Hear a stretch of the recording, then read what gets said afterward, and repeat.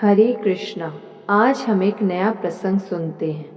पांचों पांडवों को कुंती सहित जलाकर मार डालने के उद्देश्य से दुर्योधन ने वारणावत नामक स्थान में एक चपड़े का महल बनवाया और अंधे राजा धृतराष्ट्र को समझा बुझाकर उनके द्वारा युधिष्ठिर को यह आज्ञा दिलवा दी कि तुम लोग वहां जाकर कुछ दिन रहो और भांति भांति से दान पुण्य करके पुण्य संचय करो। दुर्योधन ने अपनी चांडाल चौकड़ी में यह निश्चय किया था कि पांडवों के वहां रहने लगने पर किसी दिन रात्रि के समय आग लगा दी जाएगी और चपड़े का महल तुरंत पांडवों सहित भस्म हो जाएगा।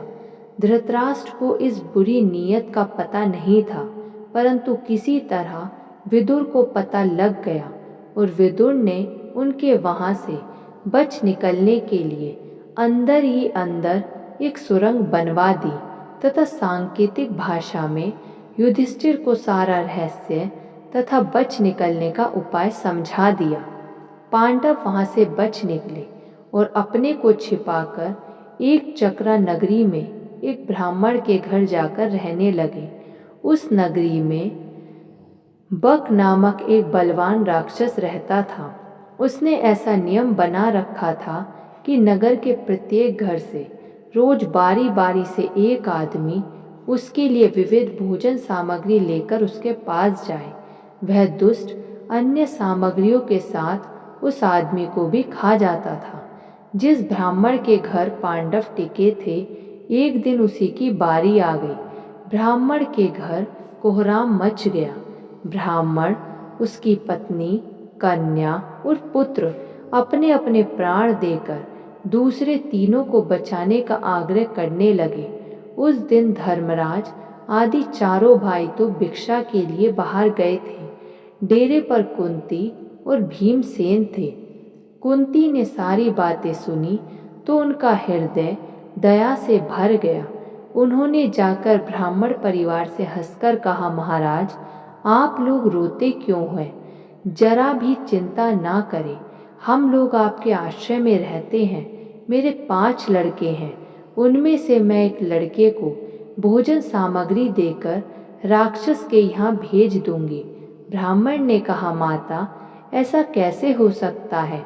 आप हमारे अतिथि हैं। अपने प्राण बचाने के लिए हम अतिथि का प्राण लें, ऐसा अधर्म हमसे कभी नहीं हो सकता। कुंती ने समझाकर कहा, पंडित जी, आप जरा भी चिंता ना करें। मेरा लड़का भीम बड़ा बली है। उसने अब तक कितने ही राक्षसों को मारा है। वह अवश्य इस राक्षस को भी मार देगा। फिर मान लीजिए कदाचित वह ना भी मर सका तो क्या होगा? मेरे 5 में 4 तो बचे ही रहेंगे। हम लोग सब एक साथ रहकर एक ही परिवार के से हो गए हैं। आप वृद्ध हैं, वह जवान है, फिर हम आपके आश्रम में रहते हैं। ऐसी अवस्था में आप वृद्ध और पूजनीय होकर भी राक्षस के मुंह में जाएं और मेरा लड़का जवान और बलवान होकर घर में मुंह छिपाए बैठा रहे, यह कैसे हो सकता है? ब्राह्मण परिवार ने किसी तरह भी जब कुंती का प्रस्ताव स्वीकार नहीं किया, तब कुंती देवी ने उन्हें हर तरह से यह विश्वास दिलाया कि भीमसेन अवश्य ही राक्षस को मारकर आवेगा और कहा कि भूदेव, आप यदि नहीं मानेंगे तो भीमसेन आपको बलपूर्वक रोककर चला जाएगा। मैं उसे निश्चय भेजूंगी और आप उसे रोक नहीं सकेंगे।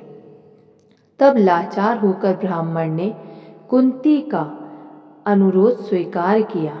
माता की आज्ञा पाकर भीमसेन बड़ी प्रसन्नता से जाने को तैयार हो गए। इसी बीच युधिष्ठिर आदि चारों भाई लौटकर घर पहुंचे। युधिष्ठिर ने जब माता की बात सुन ली तो उन्हें बड़ा दुख हुआ और उन्होंने माता को इसके लिए उल्हाना दिया। इस पर कुंती देवी बोली, युधिष्ठिर, तू धर्मात्मा होकर भी इस प्रकार की बातें कैसे कह रहा है? भीम के बल का तुमको भली भांति पता है। वह राक्षस को मारकर ही आवेगा, परंतु कदाचित ऐसा ना भी हो तो इस समय भीमसेन को भेजना ही क्या धर्म नहीं है? ब्राह्मण, क्षत्रिय, वैश्य और शूद्र किसी पर भी विपत्ति आवे तो बलवान क्षत्रिय का धर्म है कि अपने प्राणों को संकट में डालकर उसकी रक्षा करे। ये प्रथम तो ब्राह्मण है, दूसरे निर्बल है और तीसरे हम लोगों के आश्रयदाता हैं। आश्रय देने वाला बदला चुकाना तो मनुष्य मात्र का धर्म होता है। मैंने आश्रयदाता के उपकार के लिए ब्राह्मण की रक्षा रूप क्षत्रिय धर्म का पालन करने के लिए और प्रजा को संकट से बचाने के लिए भीम को यह कार्य समझ बूझकर सौंपा है। इस कर्तव्य पालन से ही भीमसेन का क्षत्रिय जीवन सार्थक होगा। क्षत्रिय वीरांगना ऐसे ही अफसरों के लिए पुत्र को जन्म दिया करती हैं। तू इस महान कार्य में क्यों बाधा देना चाहता है और क्यों इतना दुखी होता है? धर्म युधिष्ठिर माता की धर्म सम्मत वाणी सुनकर लज्जित हो गए और बोले, माताजी मेरी भूल थी। आपने धर्म के लिए भीमसेन को यह काम सौंपकर बहुत अच्छा किया है।